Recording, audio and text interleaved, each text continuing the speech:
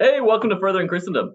I'm your host, Tyler McNabb, and today we're with my good friend and one of my favorite theologians in the whole world, Gregory Stacey. How you doing? Hi, Tyler. How are you? I'm doing all right. Um, Obviously, I'm a big fan of yours, and so it's great to have you on today to talk. This time, we're going to talk about ontological arguments, but being a card carrying Plantagean, I would um, not be doing plenty of justice if I didn't recommend your work on Catholic religious epistemology, specifically your DPhil dissertation that you can find if you like searching Oxford dissertations, Gregory Stacey. It's just really, really great stuff. Kind of a synthesis of Plantinga's epistemology with some broader Catholic commitments, and you develop what you call counter-reformed epistemology. So just wanted to flag that and say everyone should go check out that before you finish listening to this. Yeah, thanks. It's very disappointingly like there's not enough about Counter-Reformation authors in there. So I think that's a big hole which needs filling in scholarship on Catholic epistemology. But yeah, that's for another day maybe. Absolutely, absolutely. All right, so we're here today to talk about ontological arguments. So, what's the ontological argument, Gregory? What's maybe you can give me kind of like loosely Anselm's view, and then maybe Plantinga's version as well, just loosely. Yeah, cool. So I think many people are going to be familiar with ontological arguments, but just in case you're not, here's like a couple of sample ontological arguments. The first philosopher really to come up with what we talk about as an ontological argument these days. I mean, a few historians might quibble, but most famous sort of philosopher to initially develop the ontological argument is St. Anselm of Canterbury in the 11th century. And his argument for the existence of God goes something like this.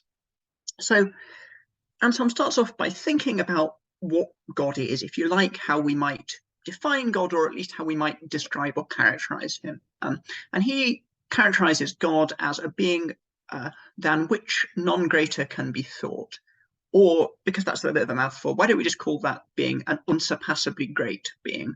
So the sort of being you can't have a better being than. That's an unsurpassably great being. Well, Anselm said, the phrase sort of unsurpassably great being, or rather a being than that which nothing greater can be thought, but we'll paraphrase unsurpassably great being, seems to make sense. And so you might think then that it picks out some sort of being, whether or not that being actually exists. So maybe that's just a possible being, maybe it's a being sort of in our minds or imaginations, but you might think that that noun phrase, unsurpassably great being, picks out some sort of being or some sort of nature. Well, now then, let's ask: does that sort of nature or being really exist, or does it just possibly exist or exist in our minds? Well, suppose, says Anselm, it just possibly exists or exists in our minds, but it doesn't exist in reality. Well, Anselm says that's a thought, but then also consider this: all beings or natures, we might think, which actually exist, are better than beings or natures which only possibly exist or exist in our minds. Or even if that's not true, at least it seems to be a great making feature of a being or nature that it actually exists, as opposed to merely possibly existing or existing in our minds. That's to say, a being or nature is greater in virtue of existing in reality, as well as just possibly. Okay. So then return to the idea that an unsurpassably great being just exists, just possibly exists. It doesn't actually exist. Well, then something strange seems to be going on, because it seems like, in fact, there would be or could be a better nature, okay, or being. That's to say, one which actually exists in reality, as opposed to merely possibly existing. But that seems flatly impossible. Okay, nothing can be better or greater than an unsurpassably great being. So, says Anselm, then it must follow that the unsurpassably great being not only merely possibly exists or exists in our minds, but it also exists in reality. So that's Anselm's argument. More recently, sort of in the 20th century, then philosophers like Alvin Plantinga have developed Anselm's ideas a bit. And we'll see kind of, I think, maybe why they developed these ideas Anselm's version of the argument a little bit kind of later in our discussion when we look at some objections to Anselm's argument. But so here's like another kind of version of the ontological argument called the modal ontological argument, as sort of developed by Alvin Plantinga. So Plantinga says, first of all, a bit like Anselm, let's think about what God's like, if he exists. And he says we might think about God as being a maximally great being. What's a maximally great being? Well, a maximally great being is a being which is maximally excellent. That's to say it's a being which is omnipotent, omniscient, and omnibenevolent. And additionally, a maximally excellent being which exists in all possible worlds. So Plantinga says a maximally excellent being is a being which is omnipotent, omniscient, and omnibenevolent in all possible worlds. Well, then Plantinga says this: consider, is it possible? Is it just possible that a being really is maximally great? That's to say that it exists with these properties in all possible worlds. And he says, in fact, if it's even possible that a being exists with these, that a being is maximally great, then in fact it is actually maximally great. Why is that? Well, that's because in general, if something is possibly necessarily true, then it's necessarily true. So in other words, if it's possibly true that there's a maximally great, great being, then it's necessarily true that there's a maximally great being. So the two arguments are a little bit different. Plantinga is explicitly talking about possibility, whereas Anselm doesn't explicitly talk about possibility, although he might have possibility in mind. Plantinga also is thinking about modality or possibility within a framework of possible worlds, which Anselm isn't, and he makes use of a particular sort of modal claim. That's to say that whatever is possibly necessary is necessary, and again, Anselm didn't have that sort of framework for modality in mind, so he doesn't make that move explicitly. But I hope one can see sort of the similarity between these two arguments. We start off with an idea of what God's like as unsurpassably great or as maximally great, and then, having sort of considered the plausibility that this sort of being exists in some sense, okay, or possibly exists, then we can derive the conclusion that in fact it necessarily exists, and therefore that it exists in reality. Excellent, excellent. So I, like you, like many Catholics, right, I'm a fan of St. Thomas Aquinas. St. Thomas Aquinas has an objection, obviously, in the Summa against the ontological argument. Can you kind of explicate what that objection is? Yeah, that's great. Thanks, Tyler. So Aquinas actually has kind of two objections which he mentions in the prima pars of the Summa to the ontological argument. He brings this out especially sort of in question 2, Article 1 of the prima pars. And he says a couple of things there which are relevant. So I'll start with the point he makes directly about Anselm's version of the ontological argument, or a version very close to Anselm's. Aquinas says this: if you remember when I explained Anselm's argument, I started out by saying that because the phrase unsurpassably great being makes sense, therefore there's going to be a nature or a being out there somewhere, whether or not in which really exists, but it's going to be somewhere out there, maybe a possible nature or being, which is unsurpassably great. And anticipating kind of modern objectors to Anselm's ontological argument, like Graham Oppie, Thomas says, actually, like, that's not so obvious, right? So consider it like this. Imagine somebody who's not a theist is faced with Anselm's argument. They're not going to agree with the idea that the phrase unsurpassably great being actually describes some being, if by that you mean that just there actually exists, there's really some being which possesses the property being unsurpassably great, right? Like, obviously no atheist worth their salt, okay, is going to admit this up front, right? What they might admit is they might say something like this: oh, I can imagine that there's an unsurpassably great being, so that the unsurpassably great being exists not in reality, not in experimental reality, but merely as an idea that we can talk about. Now, Thomas points out then that this is like effectively in a terse portion of text, but I think the point which Thomas tries to make is this. This second option, though, is also unhelpful for the person opposing the argument, because if all that we can say is that we can imagine that there's an unsurpassably great being, then we won't get the then it doesn't follow that there can't be a better being than that being. In other words, than a being which we've merely imagined to be unsurpassably great. Or to put it differently, okay, we might think about that being existing as an idea in our minds, but there's nothing strange about saying that all sorts of beings can be better than beings which exist as ideas in our minds. Okay, like for instance, you know, like maybe I have an idea of a really fun water park, okay, but it might be that your like grimy local swimming pool is actually better than the water park in my mind, because there's actually not much to, okay, like the water park in my mind. Of course, it could be that were the water park in my mind to exist in reality, it would be loads better than the swimming pool. But just by itself, as things stand, the grimy swimming pool can be better. So in the same way, you might think then that, like, if all we mean to say, okay, when we admit, if we do that a being is unsurpassably great, is that we just have an idea of an unsurpassably great being, then we should be fine with the idea that there are lots of beings which are better than that idea. So in other words, Thomas, and in this he foreshadows modern objectors to Anselm's argument like Graham Oppy, poses a dilemma for Anselm. Either, on the one hand, we should interpret your argument in a way in which no atheist will accept, as holding at the outset that there really is an unsurpassably great being, okay, in which case the argument's not going to be at all persuasive.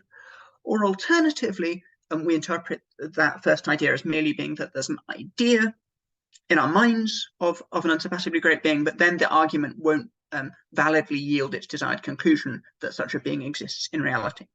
So that's the first thing that Thomas says. I'll just very briefly mention another thing that Thomas says.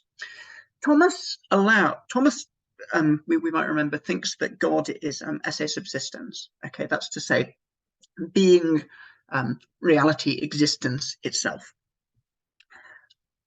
However, if you like, for Aquinas, that's just a kind of a placeholder we have to use to describe God. We don't really know, this side of the beatific vision, what God's nature fundamentally is. Okay, we can give it this tag of being esse subsistens, but we don't really, we can't really get our heads around what God's like. We can't provide a real definition which helps us to encapsulate what God's like. And because of this, Aquinas says if we could do that, then we would understand that God indeed really exists. But in order to do that, for Thomas, effectively, we'd already have to have direct cognitive contact with God. So this is another thought of Aquinas which I think is relevant when we're thinking about ontological arguments, of whether or not we can offer kind of a sufficiently rich description of God for any ontological argument to be successful. But maybe that might feed into our discussion later. Yeah, excellent. So yeah, let's move to that real quick. Is there a way that, talking about kind of the second objection, which was the primary objection I had in mind, though interesting that sort of Thomas kind of foreshadows Oppy in some sense, as you were saying. But can we kind of gloss the ontological argument in a more Thomistically friendly way? Yeah, I think that's possible. I mean, whether or not all Thomists would like this kind of way of glossing the argument, I'm not so sure. But yeah, right. That seems better. Maybe something tied close to your own academic institution's heart. It might be a little bit more Franciscan, but nevertheless still like scholastic. Maybe that's good enough. So yeah, here's a way of one way of thinking about it. Maybe rather than starting with the idea of God as an unsurpassably great being, we could start with the idea that God is existence itself, esse ipsum subsistens. Now, if we think about the argument, if we think about God in that way, then we can construct kind of a relevantly sort of similar argument to either to Anselm's argument or to the modal argument, and it could go something like this. Let's take the modal argument for the sake of argument. Okay, so we say, rather than saying God is God if he exists is maximally great, we say God if he exists is esse subsistens, existence itself. Premise that might be the first premise. Premise 2, esse subsistens is possible, it exists in some possible world. Okay, and then we might move to thinking that therefore that if it then we might say if it exists in one possible world, it exists in all possible worlds, and from there we might move to the idea that therefore it actually exists. So that's a rough and ready way of making the argument sound more Thomistic. We might wonder though, like, why on earth would that version of the argument be any better for the Thomists? Well, I think to see this, it might help to think about like why on earth one would find ontological arguments attractive to begin with, and so. And you might be that you want to ask me another question about this in a second, Tyler. But roughly speaking, I think there's one problem with the way in which people have thought about ontological arguments for the last maybe 50 years or so, actually, since Plantinga came up with his modal version, is this. They've tended to think that ontological arguments don't involve many upfront ontological commitments. They've tended to, you might think about Plantinga's argument like this. You can stipulate that God, if he exists, is maximally great or would be maximally great, and then you plug in some intuitions about possibility, and then it turns out you have like a sound argument for God's existence.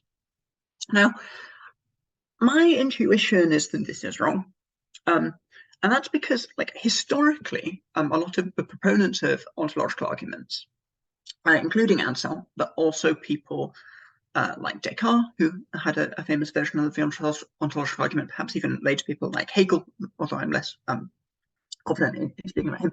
These people actually have tended to assume a controversial kind of metaphysical thesis, which isn't like obviously present when you just read that ontological argument.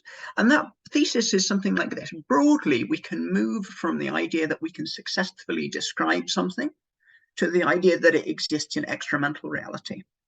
And many, in modern philosophy, perhaps like the most famous defenders of this position are called Meinongians. So Meinongians think that there are such things, strange to say, as non-existent objects. Or at least that's what strict kind of classical Meinongians think. There are some sort of so-called neo-Meinongians who've developed kind of slightly related views.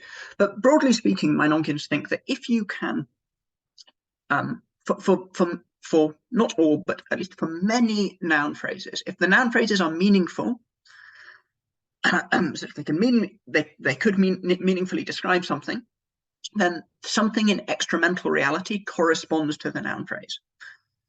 And I think Anselm's argument, so many scholars, many historians of philosophy think that Anselm was like a Meinongian of sorts.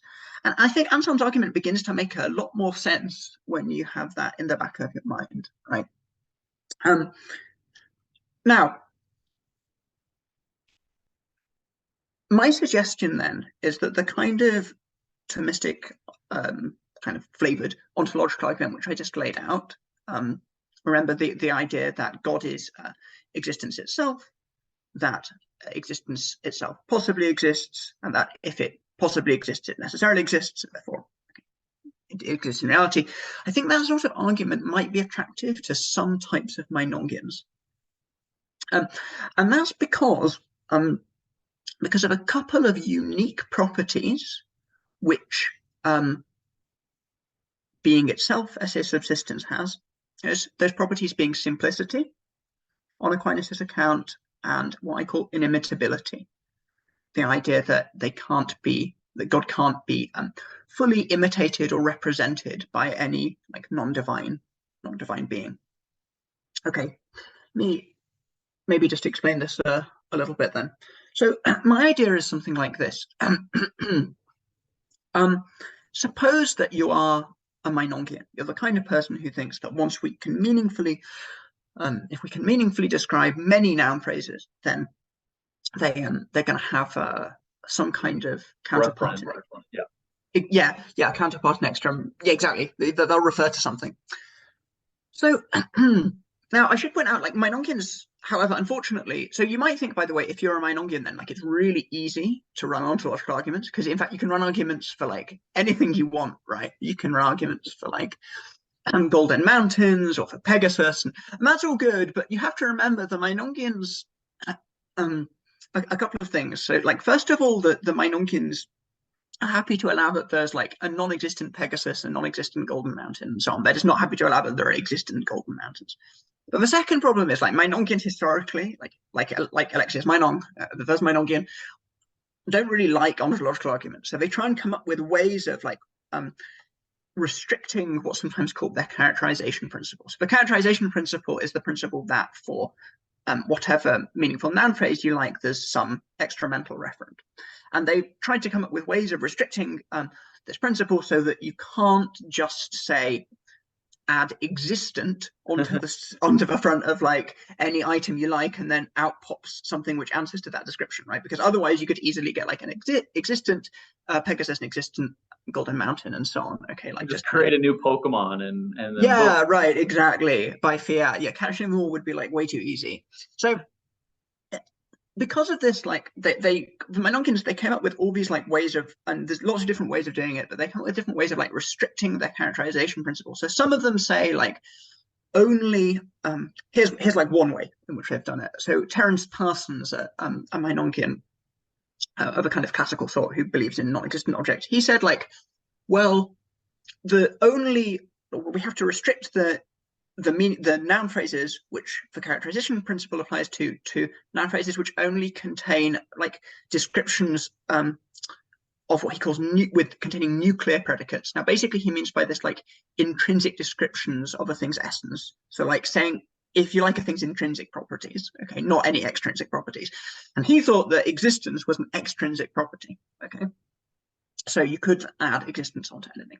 Okay, but wait, so however, like, what do Thomists think about that? Okay, right. Thomists often don't think that existence is like an extrinsic property. And if there's one being about which they're very confident it's not, like, existence is not an extrinsic property, it's existence itself, which is to say, God. Okay. So imagine you were a Meinongian, but you also accepted something like a broadly Thomistic account of what existence is. Okay. So then you're going to think that, like, in the case of, perhaps uniquely, okay, in the case of God, in the case of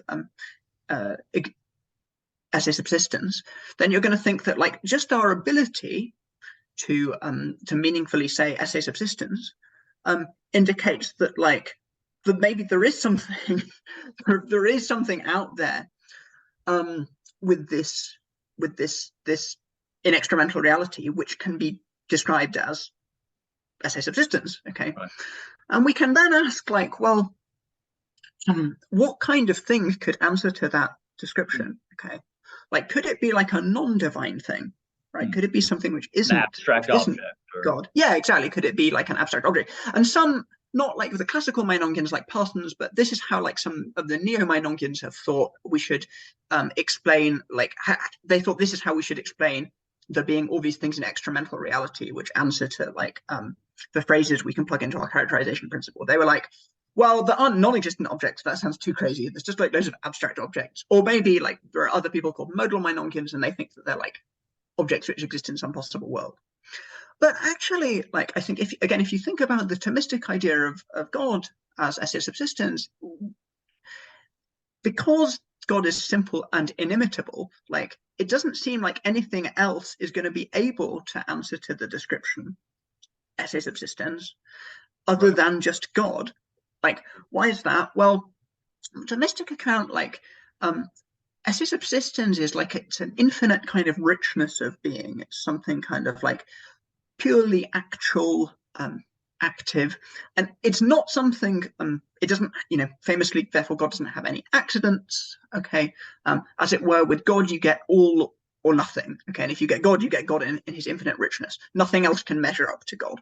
I think that's plausible. Like, I think, I'm not going to explain quite why, but I think that, Aquinas makes a plausible case for God being like this. If he is existence itself, then he is simple, and I think it also follows from that, on Aquinas' account, that he's inimitable. Okay, so let me set things up, and I know this is taking a long time. Imagine you're a Meinongian, right? Yep. Okay. Of the sort who believes that we can, like, at least for many noun phrases, okay, if we've got a noun phrase, then that means there's some extra mental referent.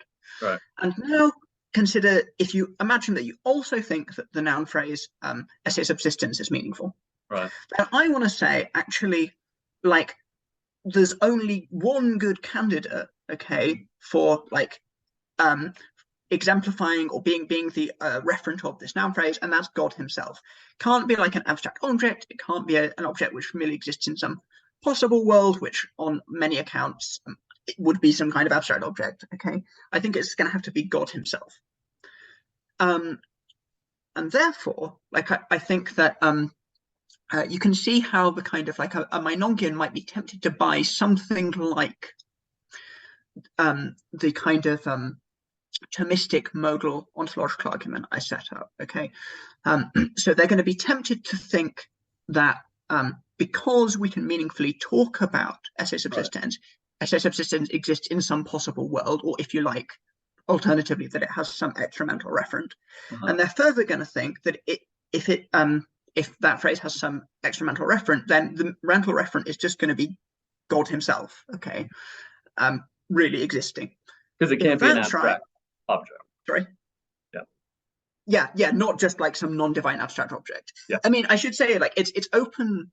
It seems to me possible that theists might want to talk about God actually as an abstract object. Like, this is a suggestion that William Valachella's made somewhere. Sure. And like, even and like people like Eleanor Stump say this as well. They point out that like Aquinas himself sometimes wants to talk about God in concrete terms, using concrete language. Sometimes he wants to talk about him in abstract terms, using abstract language, and that's because God is this kind of like category defying, like super amazing thing which exists outside genus. So it has all the, like, it kind of occupies this kind of unique ontological niche, and maybe we could even describe God in some sense as an abstract object on Aquinas' account, provided we don't like mean that he's just an abstract object or that he's causally effete or anything. Right. So yeah, so this has been a long way of talking around my argument, but perhaps listeners will have got some sense of where the argument goes now, and why I think that at least some people, these Meinongians, and I should say, in the paper where I lay out this argument more fully, I talk about different kinds of Meinongians who this argument might appeal to. And I also think like there are people who aren't strictly Meinongians but hold similar views, like people who we might call modal Platonists. So in fact, Plantinga himself famously thinks of possible worlds as basically being sort of abstract objects. And if you think about possible worlds or individuals existing in possible worlds as being like abstract objects, and you generally think that like if we can describe something coherently, then it exists in some possible world, which I think many kind of Platonists about modality might think. But I think you're going to have like a similar motivation for accepting the argument I've laid out. You start off by thinking, yeah, the idea of esse subsistens makes sense, so it's going to be out there in some possible world. But then you say, if it's out there in some possible world, it can't be as a merely possible reality, because the only thing which can actually ground, as it were, that the possibility is God himself, like a really existing thing. And so therefore they have motivation for thinking that God really exists. Now, I should say, of course, like Meinongians or modal Platonists or other people, they might think that this is just too much to swallow. They might say like, okay, well, we generally liked the idea that we could arrive at the idea that there are extra mental reference for noun phrases just from the idea that they're meaningful. But now, Greg, you're asking us to swallow this idea that like there's actually a God. Like, that's a bit too much. We'd better restrict our principle further. I guess here I would just say something like this. Sure, you can do that if you want to. Like, nobody's gonna like find every argument persuasive. That's okay. It's horses for courses. But I do think that, like, generally, if people think that we can arrive at the idea that just from describing something meaningfully, it exists in some possible world, or that the relevant noun phrase has some sort of extra mental referent, I do think, given the peculiar characteristics of esse subsistens, as simple and inimitable, there's some kind of pressure on these people to say that God actually exists. Right, and whether you're kind of a more classical Minogian, where you are thinking that it's right, that in order for something to have a referent externally, the idea you're saying is that it needs to be kind of something that's essential to something, right? Or a modal version where you think that the referent it exists, but some possible world, right? If you have S5, if possibly necessary, right? If it exists in one world, it exists in them all. Or kind of like this neo glossing where you might think that it's encoded in some abstracta, right? The referent is encoded in some abstracta, and if you're convinced that God is not an abstract object, then or that the referent can't for God can't be grounded in an abstract object, then you're going to have no other choice than to postulate God as the referent, right? So is that a fair summary of kind of what you? Yeah, that's right. Basically, the idea is that, like, as long as you're happy to say that the phrase esse subsistens has some extra mental referent, right, then I think, in fact, the only good candidate for the referent is God really existing. Yeah. Like, any kind of abstract object, or any kind of like non-divine abstract object, I just don't think is gonna fit the bill, because God's inimitable. Nothing can fully, like, represent him as esse subsistens without being divine. Right. It's metaphysically simple and pure existence itself, and so yeah, right. I mean, this was when I think about it like this. Like, try drawing a picture of that kind of God. Exactly. Like, you can have all the palettes you want, you can paint in all the colors of the rainbow, you're just not going to get there. That's right. Right. And in fact, you'll be just as far away from painting the picture as, like, you were when you started. Yeah, that's great. That's good. Well, thank you very much, Gregory. This paper, I think it's open access, right? The Faith and Philosophy. Yeah. So I'm not sure. I don't think it's quite yet been released, but if not, it's going to be released very shortly in Faith and Philosophy. I've had, like many academics, you go through the process of having proofs and stuff, and then you kind of just wait for things to come out. Right. Precisely. But yeah, it will be available open access on Faith and Philosophy soon. Wonderful. Well, thanks very much, and hopefully have you on maybe next time we can talk some liturgy and liturgical arguments for God. I read one of your papers on the topic a couple years ago, and I think that was my favorite paper of the year that I read. So maybe we can get a discussion on that. That'd be cool. Thanks, Tyler. All right.